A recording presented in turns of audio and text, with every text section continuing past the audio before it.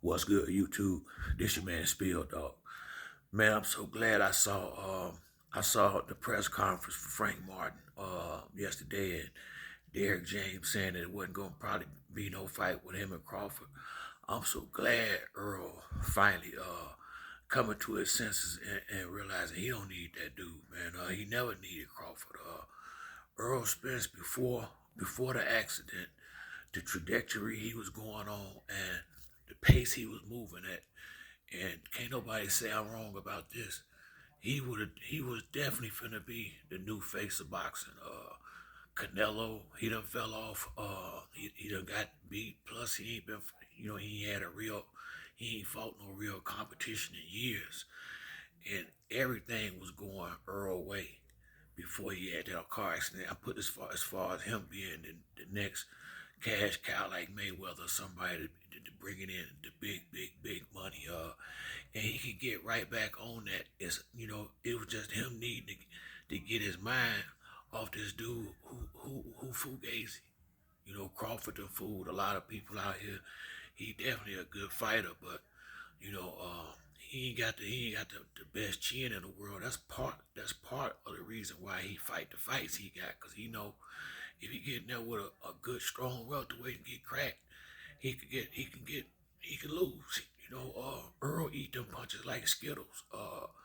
Crawford don't take big shots as well as Earl Spence do. I mean, anybody say something different, they lying to themselves.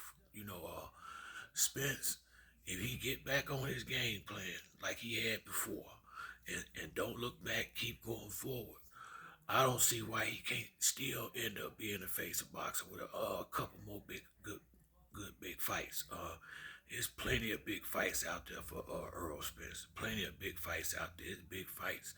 It's one or two more at 147 if he just want to hang around here, or it's plenty of them at 154 and 160. And I don't think Earl will have a problem in either one of those divisions, 160 or 154. Because if he go up to 160, he's going to be faster and he's going to be stronger. Now, he'll be in there with bigger punches, but from all I know, from what I know, he trained with a light heavyweight on a regular basis. So he used to getting, that's another reason why I think these little dudes don't really affect him. He work out with big guys. But Spence is that dude. He the realest one out there now. I don't care what nobody say. Spence is the realest one of them fighters out there. I think Boots will have that same mentality once he get his chance. But as far as from 160 on down, Earl Spence and Jerron Ennis and Young Charlo, them the ones right there. Them the ones right there.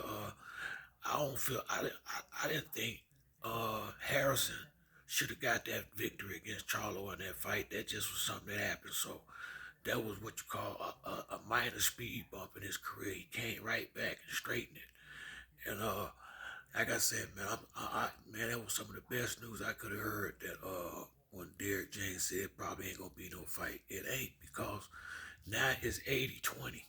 In my opinion, man, that man can't sell 100,000 tickets for $40, man. The hell he gonna get 50-50 or anything close. That shit, he lucky to get 70-30, man. So I'm glad Earl done finally came to his senses. If you want to fight somebody in the welterweight division, go and fight Keith Thurman. You'll make more money fighting him than anybody else, because he know how to go out there and talk the fight up. But outside of that, go on, move up. I don't care what Earl do.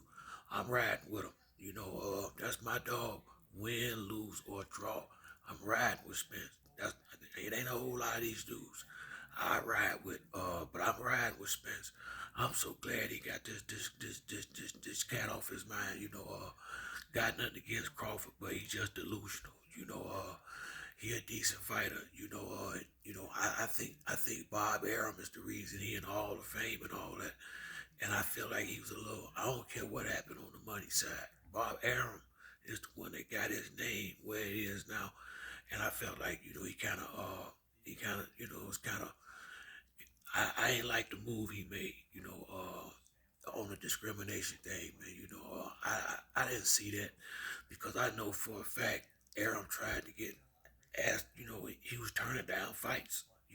So when you start that shit, that's the beginning of the end for anybody. Ask Keith Thurman how that worked out for you.